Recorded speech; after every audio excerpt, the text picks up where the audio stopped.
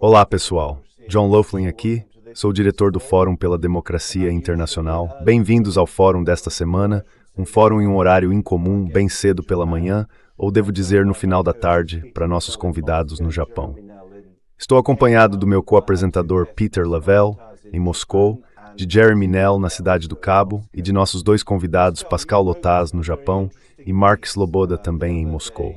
Pascal, você escreveu um artigo muito interessante, outro dia, há cerca de uma semana, sobre o Conselho da Paz, a estrutura extraordinária e improvisada de Trump que ele montou em Davos, justamente quando todos ainda estavam atordoados com suas várias ameaças sobre a Groenlândia. Antes de entrarmos no assunto do Conselho da Paz, e como decidimos intitular este programa, A Política Externa de Trump, talvez eu possa começar com uma pergunta bem básica.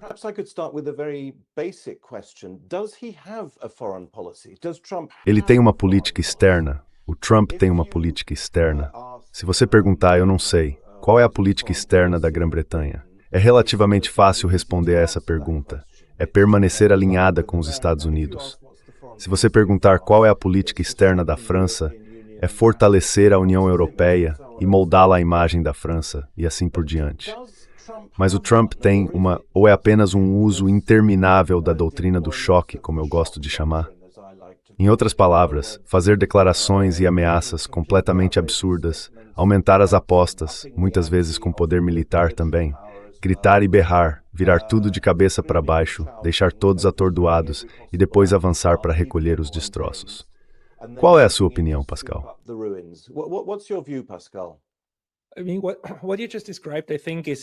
Quer dizer, o que você acabou de descrever, eu acho que é a tática dele. A maneira dele de implementar o que eu realmente considero uma política, ou pelo menos na cabeça dele, uma estratégia que está se formando em torno de esferas de influência. Ponto final. Acho que esse homem acredita que o hemisfério ocidental é nosso e que negociamos o resto da forma que for mais vantajosa. E se quebrarmos algo no processo, bem, paciência. Então ele está projetando. Ele projetou muito poder ao, basicamente sequestrar o presidente da Venezuela. Certo? Sequestro. Quer dizer, entrar e sequestrar um presidente é, por um lado, completamente improdutivo, se você realmente quer mudar as coisas na prática.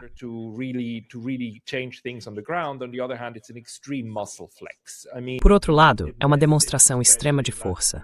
Quero dizer, a mensagem, especialmente na América Latina, acho bem compreendida. Dá pra ver, pela raiva das pessoas, que ela foi entendida. E eu realmente acredito que essa tática de intimidação é uma tática de intimidação, certo? É assim que ele age. Mas quando falamos de estratégia, ele deixou claro várias vezes que o hemisfério ocidental é nosso. Doutrina Monroe 2.0. Este é o nosso quintal, o nosso jardim. Vamos expulsar todos os outros e intimidar vocês o máximo que pudermos.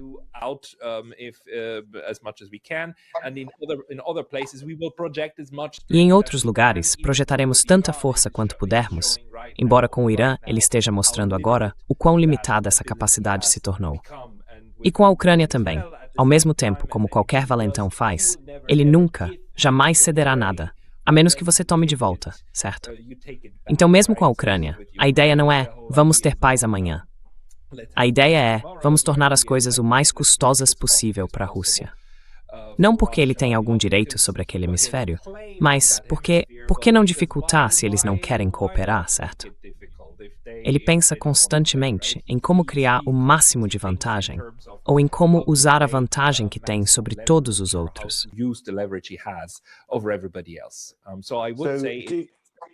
Eu diria o seguinte: você acredita na ideia de que há uma ruptura na relação transatlântica?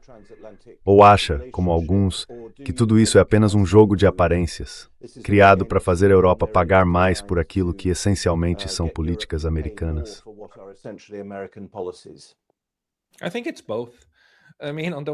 Acho que é um pouco dos dois. Quero dizer, por um lado, há uma mudança na forma como a aliança transatlântica funciona, certo? Há uma mudança clara de tom. Por outro lado, isso leva ao que Brian Berletic e outros chamam de divisão de trabalho para implementar a estratégia. Mas isso já não é feito sob o disfarce humanitário de um por todos e todos por um. É mais como não. Nós somos os chefes, estamos dizendo o que você deve fazer, e cachorro, corra. Você é o cachorro. Sim, claro, mas não pode ser as duas coisas, Pascal. Não pode ser ao mesmo tempo uma divisão de trabalho e uma relação de cão e dono por um lado. Não pode ser isso e ao mesmo tempo um colapso na aliança transatlântica. Na época de Davos, pouco antes de ele retirar sua ameaça de invasão, as pessoas diziam que a OTAN estava morta.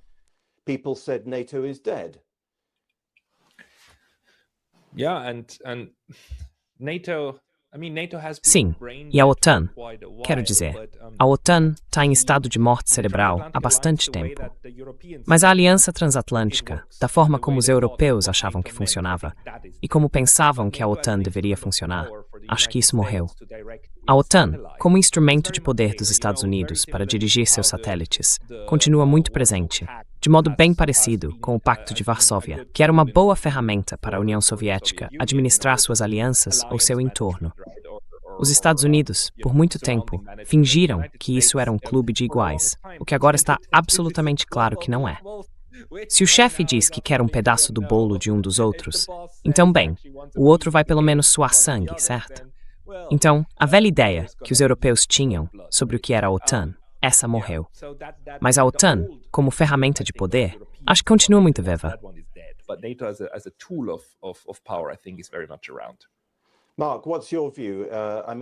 Mark, qual é a sua opinião?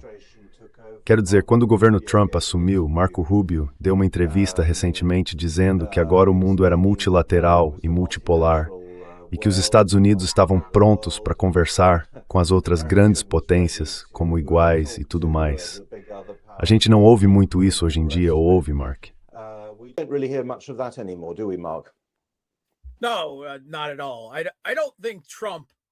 Não, de forma alguma. Não acho que Trump, como indivíduo, tenha uma estratégia, uma grande visão estratégica. Ele tem algumas formulações vagas de uma política externa de grandes potências, algo que poderia ter sido conduzido por William McKinley, lá no século XIX, o que parece ser o único livro que ele já leu na vida. E ele tem seu próprio estilo pessoal de negociação, digamos assim, que é o de um chefão da máfia, com muitas ameaças. O que é seu, é meu. Ele meio que reformulou a política externa americana em um nível individual e tático, como um esquema de proteção, um esquema global de proteção. Agora ele tem pessoas com visão estratégica por trás dele, certo? Elbridge Colby, como vice-ministro da guerra, ou imagino agora, secretário de guerra para políticas.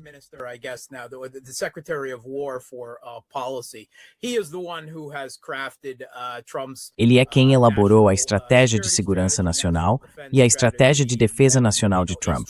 E você sabe, está tentando implementar essas coisas como política. Mas ambos os documentos mostram claramente que os Estados Unidos desejam se retirar do Oriente Médio, deixando essencialmente tudo para o Irã e alguns estados árabes vagamente definidos que eles acham que estão alinhados com os acordos de Abraão para lidar com a situação. Mas todo esse enorme acúmulo de mudança de regime que o governo Trump promoveu no Golfo Pérsico mostra como, você sabe, é possível redigir uma política externa para Trump, uma visão estratégica, mas isso não significa que ele vá segui-la. E quanto aos europeus, com todo o respeito, tenho que discordar de você, John. I respectfully have to disagree with you, John. I think absolutely on a personal level. Acho que, absolutamente, em um nível pessoal, existe uma grande e séria ruptura entre a elite política europeia dominante e Donald Trump. Isso não significa necessariamente que haja uma enorme cisão transatlântica entre os Estados Unidos e a Europa, porque Trump é um ponto fora da curva. Ele vai embora em 3 anos. E a menos que J.D. Vance continue com ele, e muitas das mesmas políticas, voltaremos a um neoconservador, como Marco Rubio, ou a um democrata que retornará à forma e à retórica esperadas da hegemonia global ocidental liderada pelos Estados Unidos, que é o que os europeus realmente querem. Então, eles adotaram uma política de lidar com ele e evitar essa ruptura por meio de uma bajulação absoluta.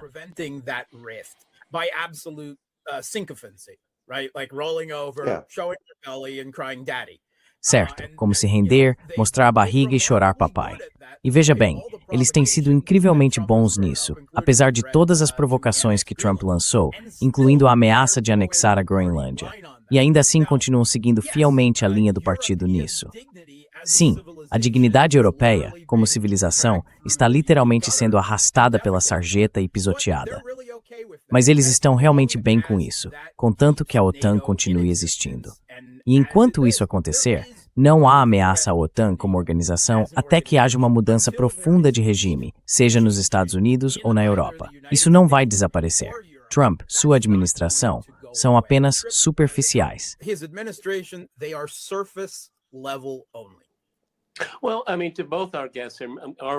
Bem, quero dizer, para ambos os nossos convidados, estamos intelectualizando demais isso? Ele se interessa por vitórias.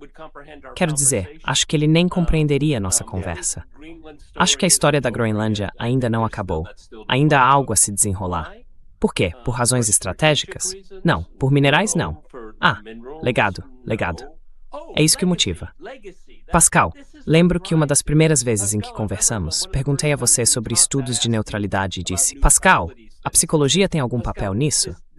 E você disse que não. E eu disse, bem, talvez devesse ter, porque acho que é um elemento de... Veja, concordo com quase tudo que foi dito aqui, coisas de altíssimo nível. Mas não é assim que Trump pensa. E acho que, sabe, temos isso que chamo de dilema do bom senso. Nós usamos o bom senso. Ele não. Sim, ok. Mas e quanto a Israel, Peter? Porque, bem, sempre tem isso. Não dá para ficar enrolando. Ele é só um oportunista em relação a Israel. Pascal, vá em frente. Arrisque-se nessa, Pascal. Deixe-me dizer apenas uma coisa. Sabe, estamos vendo algo muito interessante agora, também do ponto de vista da ciência política. Trata-se de como é difícil separar a pessoa do sistema que está em funcionamento. Por um lado, temos Donald Trump, mas dá para ver claramente como ele tem seus próprios problemas em comandar aquele navio, certo? E como ele, na verdade, não está realmente no comando. Um dos motivos pelos quais ele usa sua própria rede Truth Social, que ele criou do zero, ou mandou criar do zero, é para poder postar para 3 milhões de pessoas o que ele quer que o caso seja, ou como quer retratar as coisas. Depois o X e outros pegam isso e de repente vira um assunto. Uma forma informal de ele fazer declarações de política sobre os Estados Unidos. Mas dá para ver claramente como outros não estão de acordo com isso. As divergências, até mesmo com Lindsey Graham, e o quão silenciosas algumas pessoas ao redor dele estão, como Tulsi Gabbard e por aí vai, mostram como tudo isso talvez não esteja andando do jeito que ele imagina. E como é difícil para nós entendermos, quero dizer, afinal, quem é que está dando as ordens?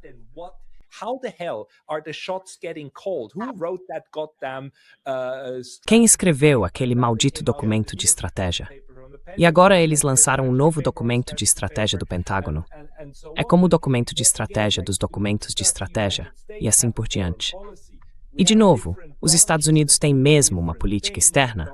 Existem diferentes ramos que fazem coisas diferentes. E Donald Trump é um deles, não um dos menos importantes, mas ele faz parte de todo um sistema. Mesmo o caso da Venezuela, quero dizer, em algum momento ele deve ter tido diferentes planos à sua frente, certo? E nem podemos ter certeza de que foi ele quem escolheu. Então, quem toma as decisões? Isso é realmente confuso para mim. Mark, o que você acha? Certo, então? Fair enough. Go ahead. Acho que o Pascal acertou nisso, certo? Ele está tentando conduzir sua própria política externa, enquanto os Estados Unidos, quero dizer, se você quiser chamar de a bolha, como Ben Rhodes fez, o Estado profundo, a burocracia permanente, estão tentando controlá-lo. E sabe, ouvimos isso de figuras dentro de sua própria administração anterior, falando abertamente sobre como todo o jogo deles era manipulá-lo, e como isso foi bem sucedido e relativamente fácil. Agora, nessa tempo,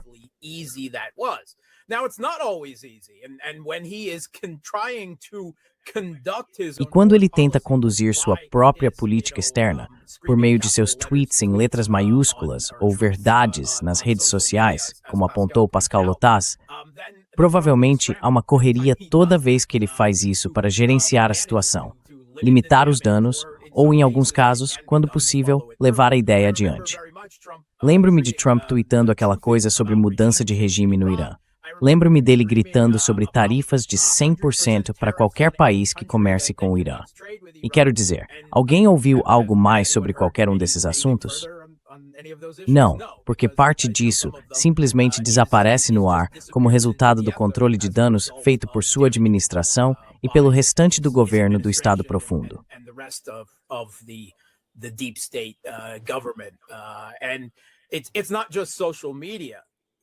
E não é só nas redes sociais. Ele conduz sua política externa por meio de Steve Witkoff, certo? E de seu genro, Jared Kushner, não pelo Departamento de Estado. Por quê? Ele não confia no Departamento de Estado. Ele não gosta do Departamento de Estado. Ele entende que isso faz parte do blob, a elite da política externa, com toda a sua ortodoxia e doutrinação geopolítica e ideológica. Agora veja, Witkoff e Kushner não têm essa doutrinação. Mesmo Dan Driscoll, até certo ponto, provavelmente não tem. Por outro lado, eles são amadores absolutamente incompetentes, que não fazem a menor ideia do que estão fazendo em diplomacia. E eles também são pró-Israel acima de tudo. Sim, e os Israel Firsters. Agora, não tenho dúvida de que Trump tem às vezes seus desentendimentos pessoais com Netanyahu, mas também acho que Trump está, em grande medida, politicamente preso a certos doadores. Não vou citar nomes, Adelson ou algo assim, mas ele é obrigado a seguir uma política de prioridade a Israel. Ele fez isso completamente durante seu primeiro governo e agora, durante o segundo, a ponto de sua própria equipe elaborar uma estratégia de retirada dos Estados Unidos do Oriente Médio, enquanto ele repetidamente dá, digamos, passos vacilantes em direção a uma mudança de regime no Irã.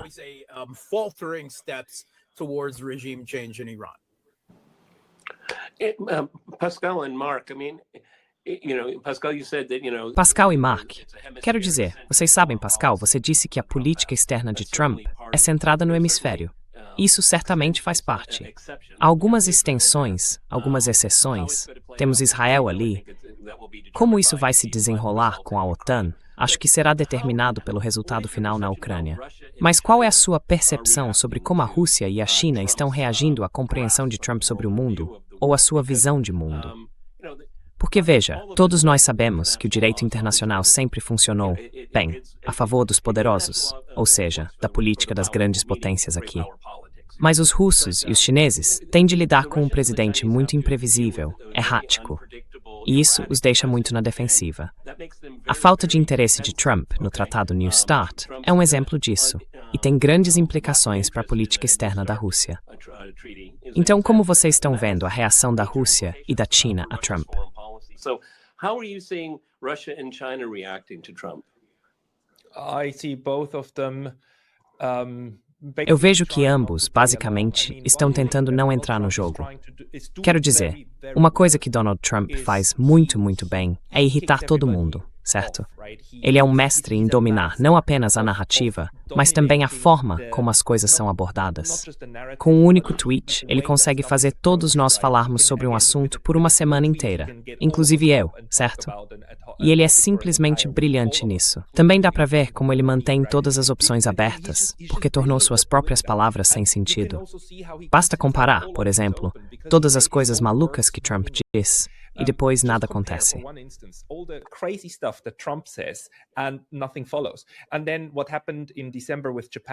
E então, o que aconteceu em dezembro com o Japão e a China, quando a primeira-ministra japonesa, em uma audiência ou conversa parlamentar, disse que consideraria um ataque da China continental a Taiwan como uma crise existencial para o Japão, e todas as implicações que isso trazia.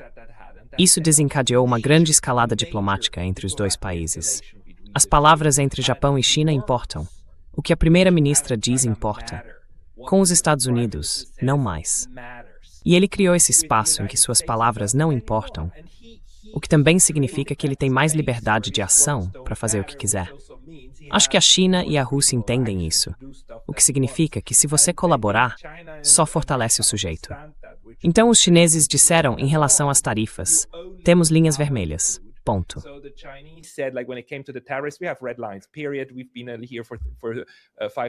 Estamos aqui há 5.000 anos. Por 4.750 desses, os Estados Unidos nem existiam. Então podemos esperar. E Trump teve que ceder. E a Rússia também. Tipo, Trump tentou encerrar a guerra na Ucrânia por meio de um cessar-fogo. Os russos disseram não vamos abrir mão da nossa carta na manga. Vamos continuar, só não vamos colaborar.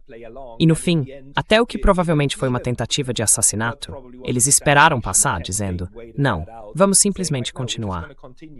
Porque eles são, os Estados Unidos também são estratégicos, mas eles são mais, digamos, sistemáticos em sua abordagem.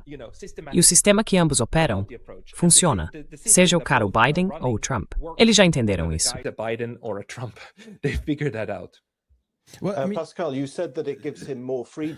Pascal, você disse que isso lhe dá mais liberdade, a capacidade de fazer com que suas palavras deixem de significar qualquer coisa. Um pouco como em Alice no País das Maravilhas. Posso fazer uma palavra significar o que eu quiser.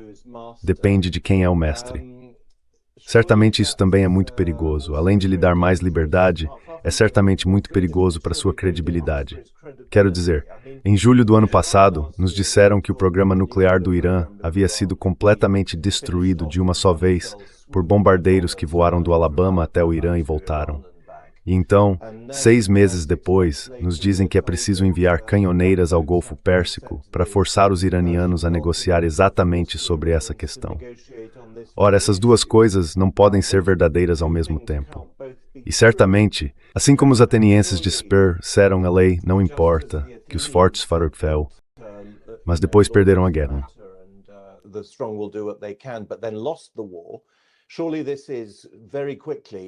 Certamente, isso vai se desfazer muito rapidamente como estratégia ou como tática.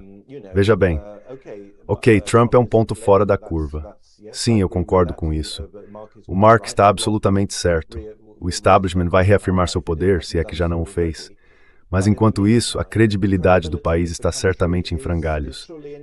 E, portanto, apesar de todo o espetáculo, o episódio da Venezuela e assim por diante, a impressionante demonstração de força e o efeito geral de Andrew Ustor.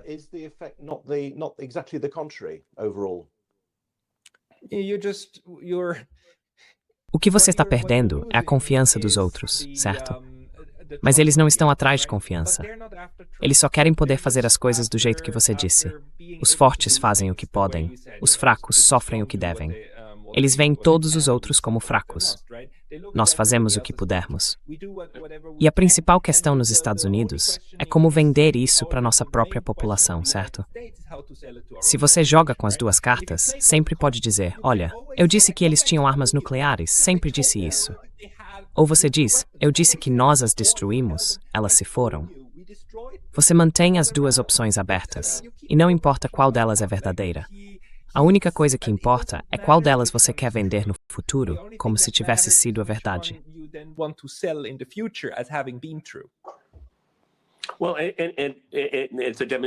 Bem, é uma demonstração de que você tem o poder. Você tem poder. Quero dizer, isso mostra dominação. O que os fracos pensam? Bem, quem se importa? Certo. E o Trump muda de ideia, ele é incoerente.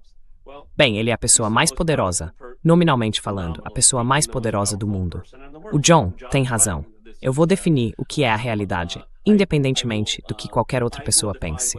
Mark, eu adoro quando você faz isso. Vá em frente. Mark, I love when you do that. Go ahead. First of all, Antes de tudo, essa discussão sobre o que aconteceu na Venezuela ser uma demonstração da força militar dominante dos Estados Unidos, eu tenho que discordar disso. Foi uma demonstração de quão eficaz a CIA é em cooptar pessoas. E isso, acredito, é o que realmente aconteceu.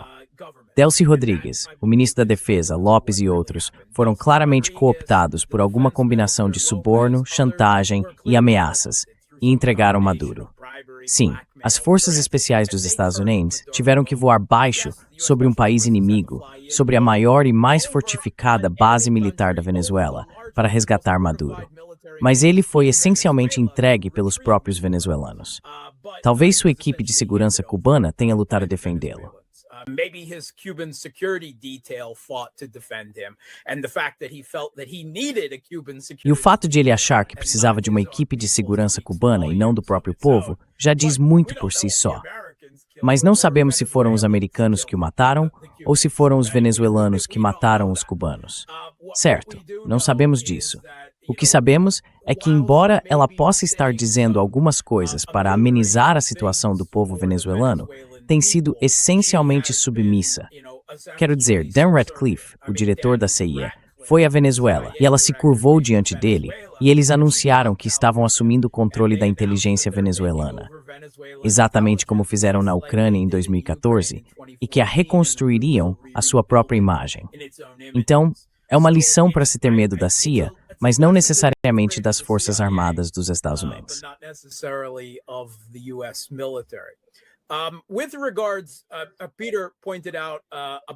Sobre o que Peter apontou sobre a criação da realidade, Trump, dentro da esfera de influência ocidental, especialmente nos Estados Unidos e na mídia ocidental tradicional, está além da credibilidade.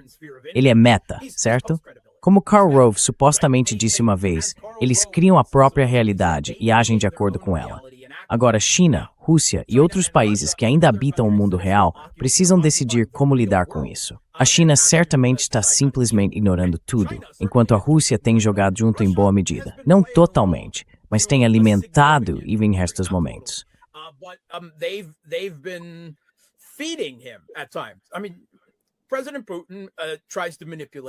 Quer dizer, o presidente Putin tenta manipular Trump, seu ego e tudo mais, assim como todo mundo faz, incluindo sua própria administração, seus aliados, todos. E Trump quer que seja assim. Digo, ele se imagina como o Deus imperador da humanidade, onde todos vêm à sua corte e lhe prestam reverência. Certo, isso é esperado. Agora, a forma como ele escolhe, sabe, reagir a essa bajulação de Putin. Ele vê isso como um sinal de respeito, e tem um certo respeito por Putin. Isso é coisa claro. Não, mas em relação como grosso governo bajulador, ok?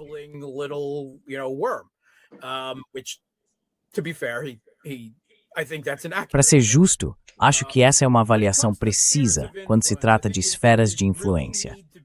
Acho que precisamos ter muito cuidado ao presumir que os Estados Unidos estão operando dentro desse modelo. Sei que muita gente usa essas expressões, mas se você está reivindicando uma esfera de influência como uma grande potência em um mundo de grandes potências, isso também significa reconhecer que outras grandes potências têm esferas de influência nas quais você hesita em agir. E esse não é o caso. Não acho que o governo Trump esteja realmente caminhando nessa direção. Talvez haja algumas pessoas dentro do governo Trump que gostariam disso. Elbridge Colby, por exemplo.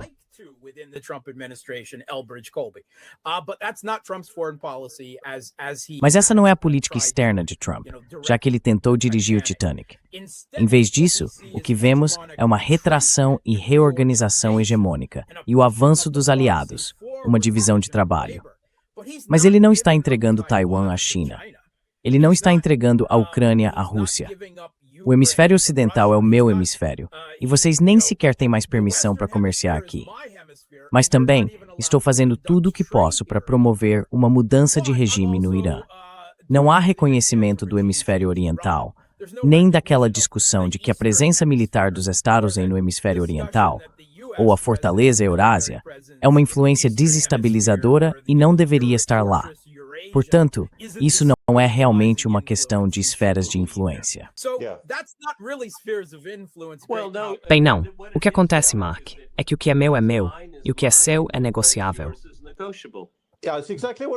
Sim, era exatamente isso que eu ia dizer, Peter. Você se adiantou.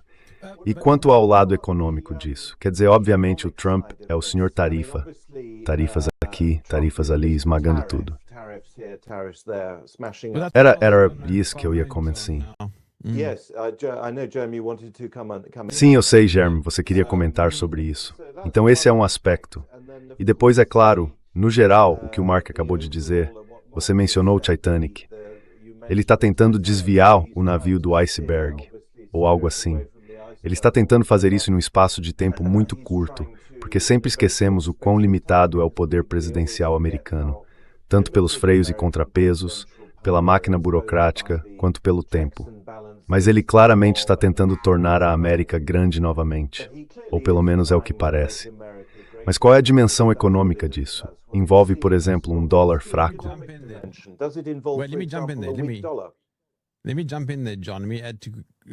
Deixe-me entrar aí, John. Deixe-me acrescentar rapidamente ao que você está dizendo. Trump absolutamente tem uma política externa. Quero dizer, se você olhar para as guerras tarifárias e as ameaças de sanções dele, ele está, na verdade, tornando a China grande novamente. Porque aqui na África do Sul, ele não tem nenhum apreço por nós desde que levamos Israel ao tribunal. E com as tarifas que ele impôs sobre nós, variando entre 25% e 50%, elas afetaram diretamente nossas exportações para os Estados Unidos. Por exemplo, a empresa do meu pai agora precisa mudar o foco, precisa se deslocar dos Estados Unidos para o Oriente. Essa é exatamente a consequência da política externa dele.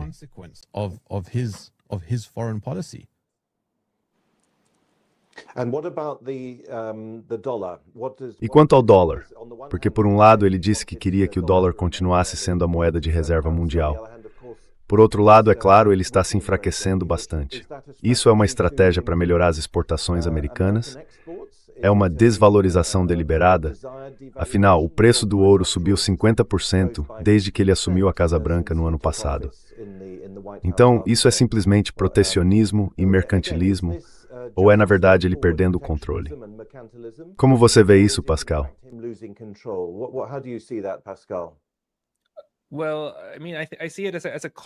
Bem, quero dizer, eu vejo isso como uma consequência da forma como ele conduz a política externa. Mas não apenas ele. Quero dizer, vamos lembrar também do Biden. E sabe, isso começou muito antes disso, quando os Estados Unidos começaram a forçar demais a Carta Estrutural. A razão pela qual os Estados Unidos tiveram esse império é porque eram um prestador de serviços globais.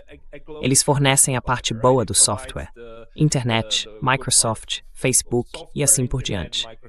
Fornecem uma boa parte do sistema de pagamentos e direcionam investimentos para países em desenvolvimento ou do Sul global, por meio do FMI, do Banco Mundial e das estruturas que criaram antes, através do GATT e depois da OMC. Mas no momento em que essas coisas se tornam até um pouco diferentes da forma como eles queriam usá-las, quando se transformam de ferramentas de poder em ferramentas de engajamento realmente multipolar, os Estados Unidos as encerram.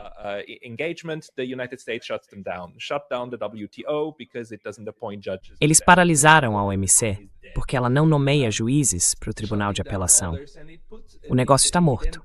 Estão paralisando outras também. Então ele coloca pressão demais sobre eles, certo? Com as sanções contra a Rússia, sanções secundárias contra todo mundo.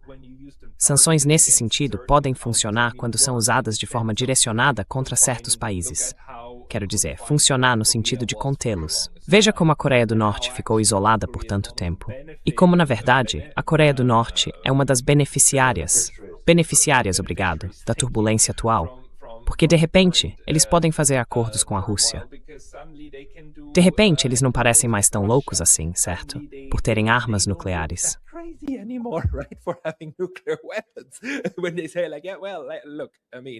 Quando eles dizem algo como sim, bem, veja, quero dizer, havia razões, é porque estão saindo desse isolamento, já que os Estados Unidos estão enfraquecendo a infraestrutura global que construíram ao tentar colocar pressão demais em todo mundo.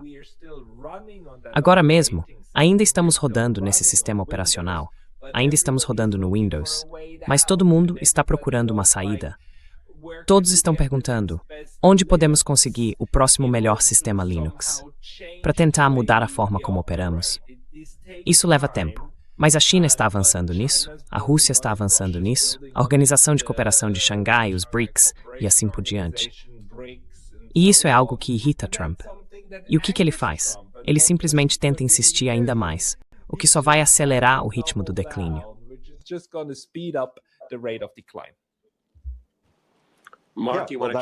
Mark, você quer comentar? Isso se conecta com o que eu disse na minha pergunta há pouco, que na verdade ele está longe de impedir o declínio. Ele está acelerando. É assim que você vê a situação, Mark?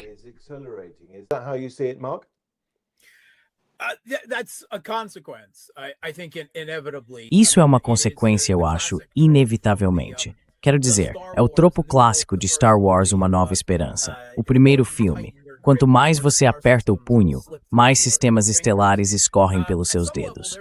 Em certo nível, há um reconhecimento por parte de Trump, e certamente entre pessoas de sua administração, de que manter o dólar americano como moeda de reserva global, enquanto se busca simultaneamente a hegemonia e a primazia ocidental lideradas pelos Estados Unidos, é extremamente caro.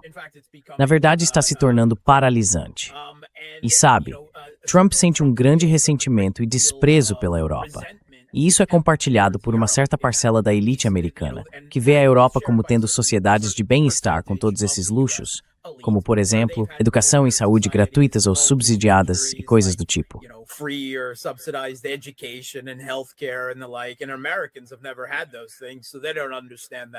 E os americanos nunca tiveram essas coisas, então não entendem isso de forma alguma.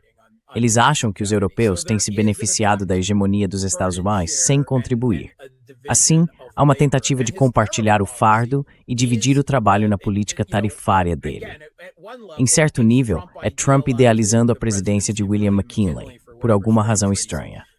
Por outro lado, tivemos autoridades econômicas dentro do governo Trump falando sobre a política tarifária no site da Casa Branca, dizendo que não se trata de abrir mão da hegemonia, é sobre fazer o resto do mundo pagar por ela por meio de tarifas.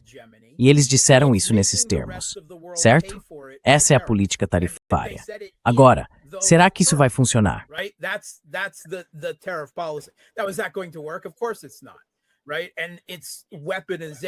Claro que não. Certo. E sua instrumentalização começou durante o governo Biden, mas certamente continuou. A instrumentalização, você sabe, dessas instituições da hegemonia dos Estados Unidos, do controle sobre a arquitetura financeira global, os sistemas de pagamento e coisas do tipo. Isso foi longe demais. E uma coisa é fazer isso com a Coreia do Norte e a Síria, mas a tentativa de, você sabe, impor uma derrota estratégica à Rússia por meio desses mecanismos fracassou completamente. E isso levou todo o sistema a uma crise.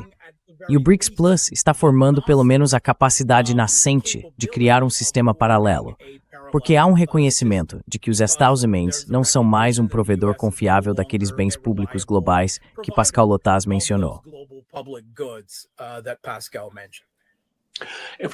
Se pudermos mudar de assunto, pessoal, como explicamos a política do Trump em relação ao Irã? Você colocou um chip conectado ao meu cérebro, Peter.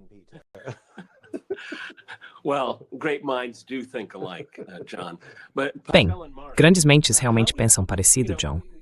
Mas Pascal e Mark, parece que há um recuo aqui. Houve um recuo em junho do ano passado também, e houve um ataque. Então eu encaro tudo isso com certa cautela. E se tivermos tempo, as negociações sobre a Ucrânia, as pessoas estão em um vácuo. Quero dizer, na verdade são os ucranianos negociando com os americanos e os americanos negociando com a Rússia. Mas não há negociações entre Ucrânia e Rússia.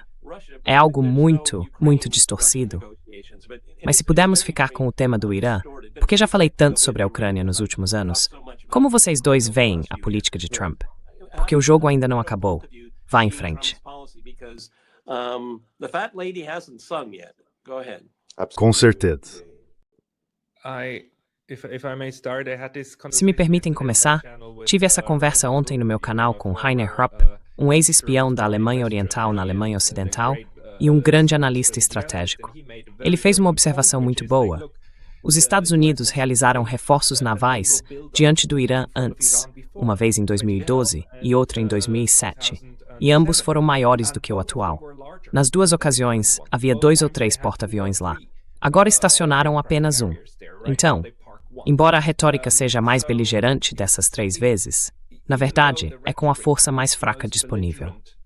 Isso também está acontecendo em um momento em que muitos dos sistemas de mísseis que os Estados Unidos possuíam foram utilizados, pelos Estados Unidos ampliados, por assim dizer, na Ucrânia, mas também em Israel. Grande parte desse estoque foi esgotada.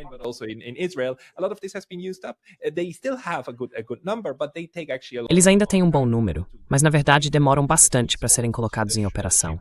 E mesmo que todos esses navios disparassem ao mesmo tempo, já teria acabado. Então, em termos do que esses exércitos podem fazer diretamente, na verdade, uma força bem fraca. Por outro lado, eles tentaram a mudança de regime, tipo, ativando todos os seus recursos, e acho que essa era a estratégia principal. De certa forma, vejo isso como uma falta de coordenação. Os navios meio que chegaram tarde. Então, o que fazemos agora? Continuamos com a postura e algo assim. Mas no momento, acredito que o Irã está realmente chamando o blefe. Quero dizer, ele já neutralizou a principal linha de ataque. E agora a questão é, o que acontece com o que restou? Isso meio que veio tarde demais. É assim que interpreto, pelo menos por enquanto.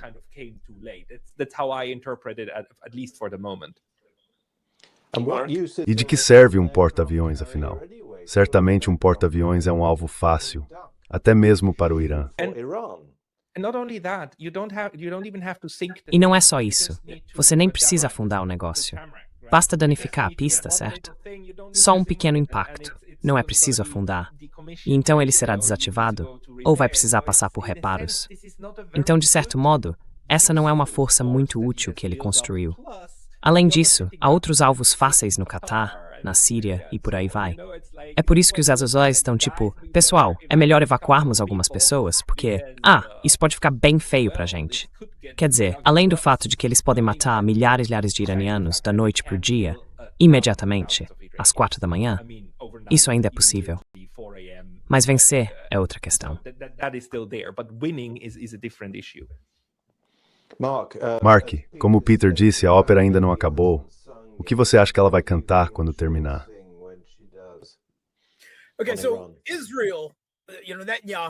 Certo, Israel, Netanyahu, vê, é claro, uma breve janela de oportunidade. Ele entende que nunca terá uma administração dos Estados Membros mais favorável para pressionar a fazer certas coisas, e quer que os Estados entravem em uma guerra de mudança de regime contra o Irã por ele. E nós já vimos 2 episódios disso, certo? O primeiro foi o ataque de decapitação israelense, em que imaginaram que poderiam derrubar o governo iraniano, ativando alguns assassinatos ligados a Assad e ataques à distância a partir do espaço aéreo iraquiano. E isso não funcionou.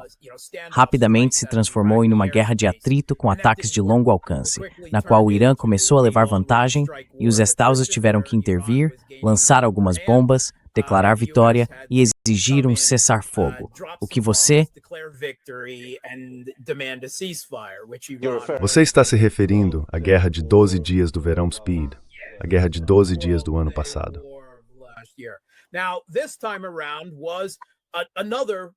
Desta vez, foi outra tentativa de insurgência liderada pelo Mossad e pela CIA, planejada para culminar em uma mudança de regime militar. Mais uma vez, eles subestimaram constantemente a força e a estabilidade do governo iraniano e o nível de apoio que ele ainda tem entre a maioria da população iraniana. Assim, a insurgência da CIA e do Mossad fracassou rapidamente. Aparentemente, a tecnologia russa, pelo menos de acordo com a Forbes, foi usada não apenas para desativar o Starlink, mas também para rastrear os terminais, ajudando a contra-inteligência iraniana todos os agentes da CIA e do Mossad. Você tem razão. Houve uma defasagem de tempo.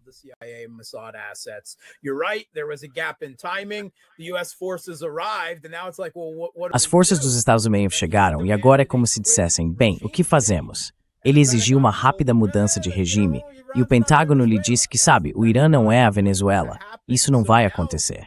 Então agora acho que eles realmente não sabem o que fazer. Isso não significa que tenham parado de tentar. Mas, no fim das contas, o grande problema aqui é o calcanhar de Aquiles dos Estados Unidos e de Israel, mas principalmente dos Estados Unidos, em relação à defesa aérea. Eles não têm o suficiente.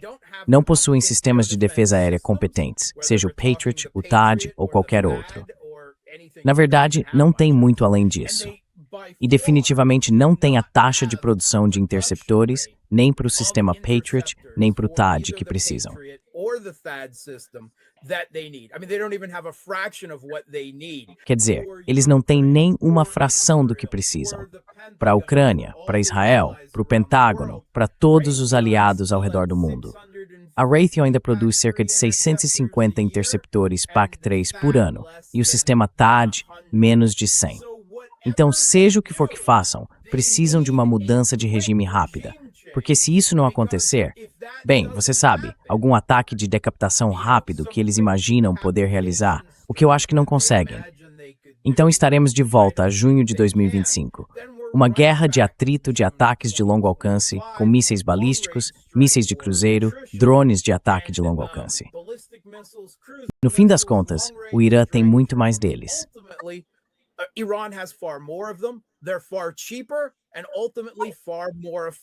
Eles são muito mais baratos e, em última análise, muito mais eficazes do que as defesas aéreas americanas e israelenses, que são muito mais caras e difíceis de produzir.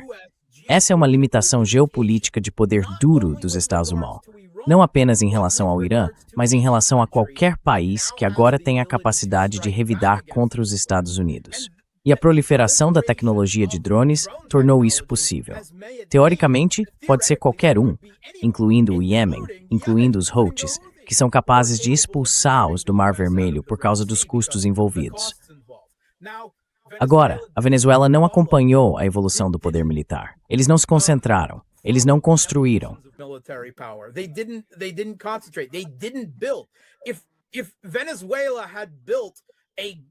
Se a Venezuela tivesse construído uma rede GERAN, mesmo que incipiente, nos últimos anos, aproveitando os avanços russos na Ucrânia, então não teríamos a situação atual na Venezuela. Mas o Irã construiu. Na verdade, o GERAN, essa arma milagrosa russa extremamente eficaz, e não me incomodo em usar esse termo porque ela realmente é, foi originalmente desenvolvida pelos iranianos. Sim, ela passou por muitas etapas de evolução em tempos de guerra desde então, mas isso não vai funcionar com o Irã. Eles têm capacidade de ataque de longo alcance demais. Os Estados Unidos não possuem defesa aérea competente ou suficiente, e essas são realidades geopolíticas totalmente novas e difíceis no Oriente Médio.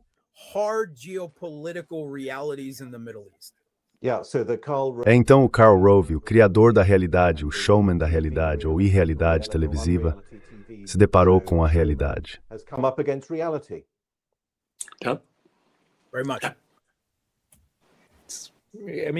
Muito. Quer dizer, esperamos que sim, certo? A esperança é que em algum momento eles percebam que não, você precisa de uma saída, certo? E talvez, sabe, uma das coisas que vale a pena ter em mente é que, por todas as coisas estúpidas que Trump fez, não acho que tentar começar uma terceira guerra mundial seja uma delas. Acho que ele realmente tenta fazer o que quer sem entrar no campo nuclear. Veja as coisas que ele não fez. Por exemplo, desde um ano atrás, os Estados Unidos têm direitos de base na Suécia e na Finlândia. E, exceto por uma base, eles não colocaram pessoal nas outras 30 que agora estão legalmente autorizados a usar. Então, parece haver uma certa hesitação em realmente ir além da Ucrânia, certo? Então a Ucrânia, sim, de novo, tipo, o que é meu, o que é seu é negociável. Nós negociamos isso, mas não fazemos isso nessas áreas muito, muito precárias, pelo menos por enquanto. Precarious areas, at least for now. That's Well, I mean, Pascal, I don't want to, Bem, quero dizer, Pascal, você sabe. Eu não quero entrar no campo do apocalipse, mas como Mark e eu discutimos recentemente, e ele repetiu isso aqui, Israel tem o presidente mais complacente que poderia imaginar na Casa Branca. E Israel está tentando resolver todos os seus problemas ao mesmo tempo, e nós vimos isso. Já passou pela sua cabeça que, pelo prêmio final no Irã, Israel possa recorrer a armas nucleares? Sim. Para muitas pessoas, é um estado fora da lei. Quero dizer, você vai condená-los? Eles estão nessa categoria agora.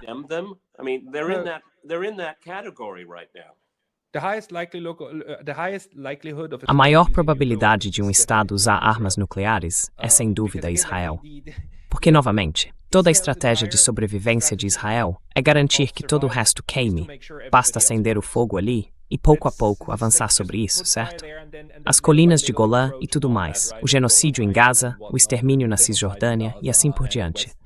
mas é preciso que todos os outros vivam basicamente sob ataque constante. E eles querem expandir isso para o Irã.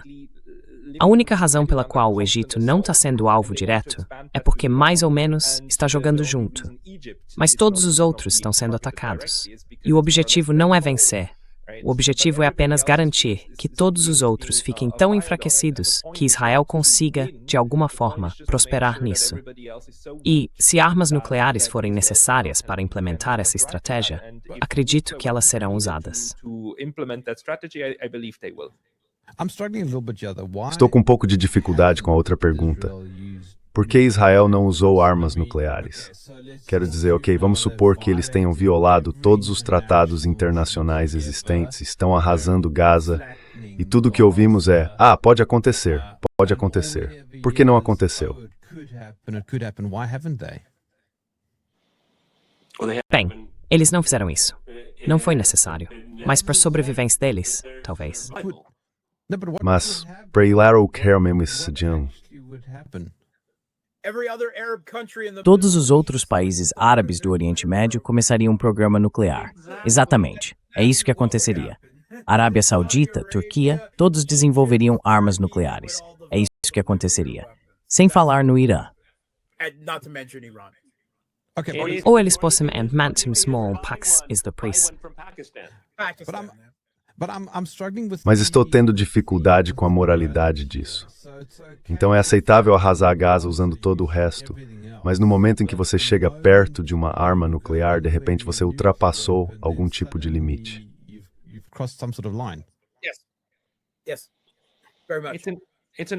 Sim, muito. E ainda não chegamos a esse estágio final, do ponto de vista dos israelenses, eu diria. Quero dizer, você guarda isso para o fim mesmo. E no momento, as coisas estão indo relativamente bem. Quero dizer, poderia ser melhor, mas vocês conseguiram realizar um genocídio em Gaza. Espere um pouco, Pascal. Para ser justo, Israel está apenas se defendendo.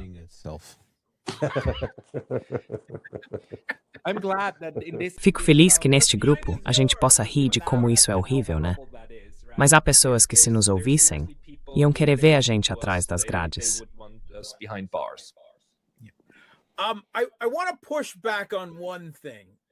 Quero contestar uma coisa, e é a ideia de que Trump está fazendo o máximo possível para evitar a Terceira Guerra Mundial. Talvez ele pense assim, mas quero destacar que, embora ele tenha se afastado do apoio militar direto ao regime de Kiev, preferindo que os europeus paguem pelo equipamento dos Estados Unidos, e isso não está dando muito certo, ele intensificou a guerra da CIA contra a Rússia a um nível que a administração Biden nunca alcançou. Nas páginas do The New York Times, a CIA se gabou nos últimos anos de ter assumido completamente o controle da inteligência ucraniana e a reconstruído a sua própria imagem.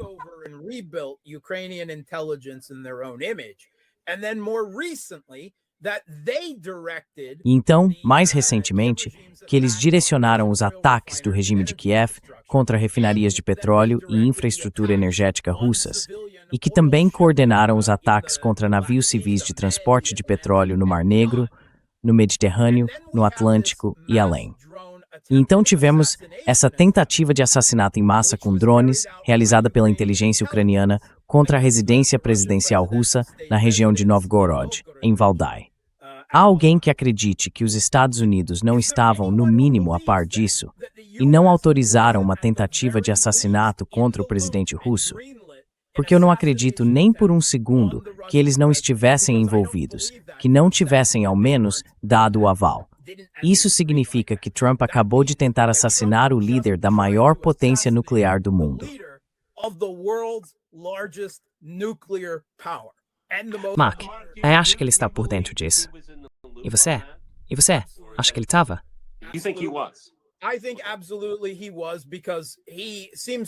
Acho que sim, absolutamente. Porque ele parece achar que existe uma desconexão. Que tudo o que ele faz com inteligência acontece abaixo da inteligência, abaixo do nível em que alguém possa reconhecer e reagir a isso. Então acredito muito que ele estava por dentro disso. Ele adora ataques de decapitação, certo? Já o vimos envolvido na tentativa de ataque de decapitação contra a liderança iraniana, com o Hamas, com o Hezbollah, com a Venezuela. Soleimani, sim, o assassinato de Soleimani e dos generais iraquianos que foram mortos ao mesmo tempo.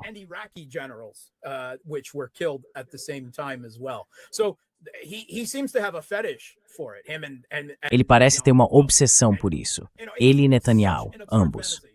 É uma fantasia tão absurda, porque a única coisa que resultaria se eles conseguissem assassinar Putin seria uma garantia de 100%, algo que eu já considero inevitável, de que a Ucrânia perderia sua soberania. E seria simplesmente reincorporada à Rússia, porque a Rússia não pararia. E quem quer que substituísse Putin seria muito menos contido, menos calculista e menos pragmático do que ele foi. Land in est quote, Pascal. And public opinion would support it. Yeah, sure. Sim, claro. Pascal Lotas, vamos ouvir suas palavras finais. This is the one thing I cannot judge. Essa é a única coisa que não posso julgar, e algo que precisamos descobrir assim que os documentos forem divulgados. Trump sabia? Ele estava por dentro ou não? A CIA está sob controle efetivo da Casa Branca? Ou funciona como um estado dentro de outro estado? E sabe, teríamos tantos presidentes dos Estados Unidos mortos se não houvesse toda essa disputa interna. Houve pelo menos 2, se não 3, tentativas contra a vida de Trump enquanto ele concorria, e depois disso. Quero dizer, eu simplesmente não sei, mais uma vez, como esse sistema funciona de fato. Again, how this system runs. But the point I wanted to make before is not that Trump tries. Mas o ponto que eu queria destacar antes não é que Trump faz o máximo possível para evitar uma terceira guerra mundial. Ele está definitivamente brincando com fogo de uma forma muito, muito irresponsável e estúpida. Mas ele não é Hitler. Ele não tem aquela mentalidade de conquista, de sangue e carnificina pela glória. Acho que há uma diferença. Dizer que alguém não é Hitler não é exatamente um grande elogio, mas acho que é uma distinção que devemos fazer para entender pelo menos como esta administração funciona. Isso não significa que não existam tipos hitlerianos na administração. Acho que ele tem tipos hitlerianos ao seu redor. In the administration, I think he has Hitlerite types. And he is obsessed E ele é obcecado por essa noção de paz. E novamente, ok, você pode dizer que é tudo encenação, talvez seja. Mas por outro lado, sabe, por que ele continuaria voltando a esse tema? Ele acabou de escrever ao primeiro-ministro da Noruega que, por não ter recebido o prêmio Nobel, não sente mais a necessidade de manter a fachada de trabalhar pela paz. Well, that is rather Hitlerian, isn't it? Because, of course, Bem, isso é bastante hitleriano, não é? Porque, claro, em 1939, Hitler disse: "Sempre lutei pela paz, mas agora fui levado longe demais." Certo, bem, de fato temos que esperar, como você disse, pelos arquivos e talvez outras evidências para descobrir quem realmente está controlando quem. Não tenho certeza se chegamos mais perto da verdade, mas foi absolutamente fascinante ouvir vocês dois, Pascal Lotas e Mark. Muito obrigado por participarem. E obrigado a todos por assistirem. Nos vemos novamente na próxima semana. Obrigado. Tchau. We see you all again next week. Thanks again. Bye-bye. Energy Matt.